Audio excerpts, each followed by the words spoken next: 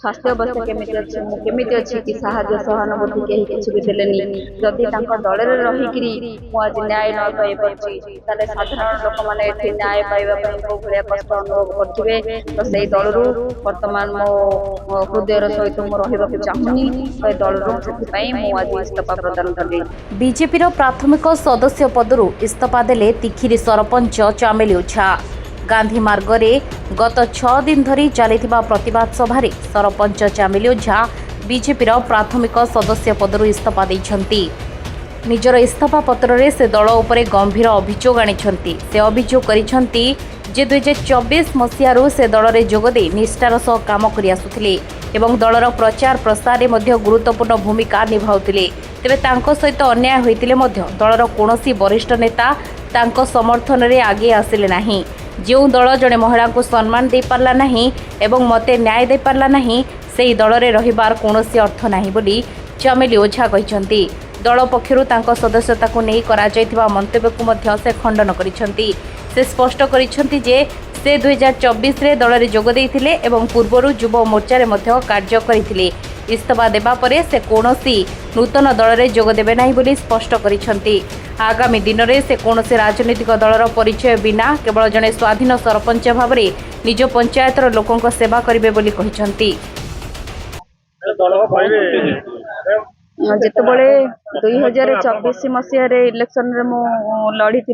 जिते बीजेपी सरकार आसीथिला बहुत खुशी होगी रैली करूँ बाण फुटाइलु केक काटिलु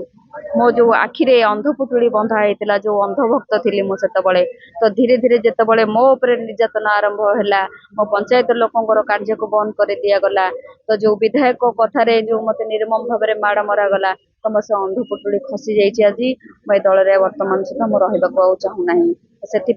आमर राज्य सभापति को अनुरोध करुच्ची जो ईमेल माध्यम मु पठेची जो मो इस्तीफा पत्र से ग्रहण करंतु।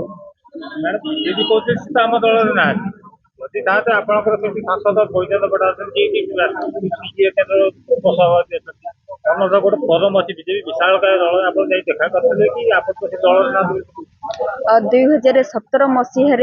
बीजेपी युव मोर्चार जनरल सेक्रेटरी भाव मु काम करिछि। तापर जेतले सरपंच स्वाधीन भाव में लड़ी जीति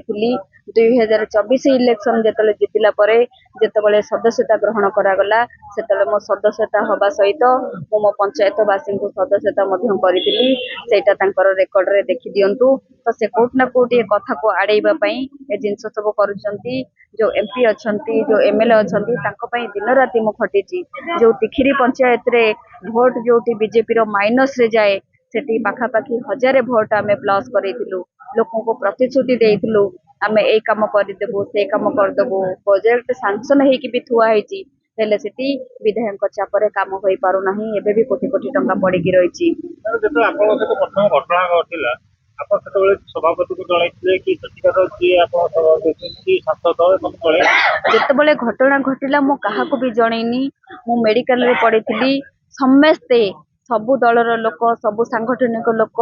तरफ जाई पहुंची मते साहाय्य सहयोग करथिले आउ मते धैर्य देइथिले हेले सिटी भारतीय जनता पार्टी रो केही भी मेंबर देखा करबा को जाई नथिले कारण एटा घरे घरे चामेली ओझार जो केस घरे घरे लोक जानी चंदी एठी भारतीय जनता पार्टी रो मेंबर मानको को जाना पड़लानी सेही केंद्रापड़ा जो मेडिकल रे थिली हमर जो केंद्रापड़ा जिला सभापति अछंती से भी बहुत भल भाव केस रे जानी चंती कोन हेतला कोन नाही से भी टिके भेटिबा पई आसलेनी अन्य सदस्य माने भी भेटिबा पई आसलेनी तो मु कहीं आशा करी मो पाखु को कई आसंतु बोली जेतेबेले मु जनता भारतीय जनता पार्टी रो मेंबर हेकी मु आज हैरान होची तो मु कहीं किसी दल रे रहबी तो मु हृदय चाहूची ए दल रु मते बाहर कर दिया जाऊ मते